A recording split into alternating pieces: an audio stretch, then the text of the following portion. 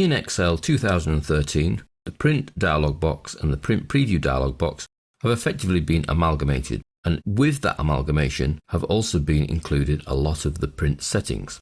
So all the things that we've run through for adding headers and footers, page margins, orientation, can all actually be controlled in one place. So we're going to use the employees D file here, file and print. We end up in this dialog box. If we go to print preview, we end up in the same dialog box.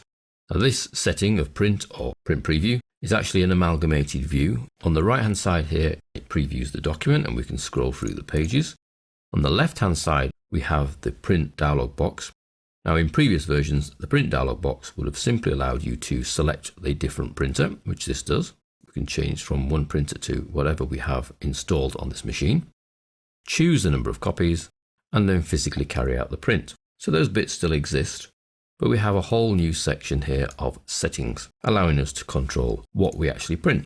So the active sheets, the entire workbook, or a selection.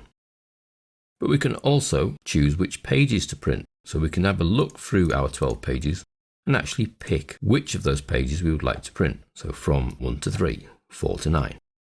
Would we like the document collated? Collation only has an effect if you print more than one copy of a file. If you print, say, 2 copies, it will print them when collated as pages 1 to 12 and then pages 1 to 12 again, rather than 2 lots of page 1, 2 lots of page 2, 2 lots of page 3. We can also control the orientation from in here between portrait and landscape. So instantly seeing what that does to the print preview. So instead of having to do it on the page layout menu, we do it in here and we can see the immediate effect. The same with the page size. We can change that in here and see the immediate effect. We can change the margins in here and see the immediate effect. These are the same settings that you get from the page layout ribbon. Normal, wide, narrow, or into custom. We can control the scaling from within this same dialog box. So you can see we can fit sheet on one page. So that forces the width and the height to 1 and 1 and will squash 12 pages into one. Fit all the columns on one page. So we're telling it to shrink the width to one page. Fit all the rows on one page. In that case, we're trying to tell it to fit the height onto one page. Or no scaling, which is the default. So we can scale from the same dialog box. We don't have to go to the ribbon again. We can also access through the little link here, page setup. From here, we can control the scaling as a percentage as opposed to the little fit option. We can change the paper size and the print quality. We can control the orientation. We can control the margins. So rather than just the drop down of thin, wide and normal, we can come here and make individual settings. We can control header and footer, all from within the same print preview section. And on the sheet tab, we can control a few things that will print, such as grid lines, whether we want to print black and white, whether the page numbering goes down and then over. So we have 12 pages. At the moment, it will work its way down the sheet and then come to a second column and work down. Or we can go over and down, in which case it will work across the rows first and then come down to page whatever we're up to and go across again. The only things that you cannot control from within page setup from the print preview area is you cannot set your print area and you cannot set the rows or the columns that repeat. Notice that these are grayed out. They would have to be set from when you're in the file itself from the page layout ribbon. But everything else we can control. On the print preview side, see down the bottom right 2 icons. If we choose the left hand icon, this displays the margins and actually allows you to adjust them. So I can graphically adjust the margins. Don't forget that although we're looking at page 1,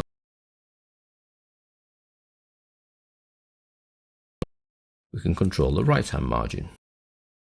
We can control the top margin and the header section. So the area between that bar and that bar is your header. So if you narrow up that too much, you haven't got much header. And the same at the bottom. We have one bottom bar that will take you down as far as it can for the bottom margin, and then one that allows a bit of space for the footer. So if you're not using headers and footers, you could drag that space right down to 0, forcing more content onto the page. So now we can see record with ID 38, whereas before we could only see up to 36. So that's just by turning on the margins in the print preview side, and we can turn them back off by clicking the icon again. So they're just an on-off option. Now with the margin showing, you can actually adjust the column widths in this print preview as well. You get a little black mark at the top of each column. So if I, for example, wanted to narrow up the address line too, I could do that from this print preview. Narrow that up slightly. So this amalgamated view of print and print preview allows you to do print preview on the right hand side here, where we can adjust the margins graphically and even the column widths graphically. Allows you to decide number of copies and which printer to send the document to, and the big button to actually carry out the print, and then a whole raft of settings that we can control here and more through the page setup. Pretty much all the control can be done from within one screen.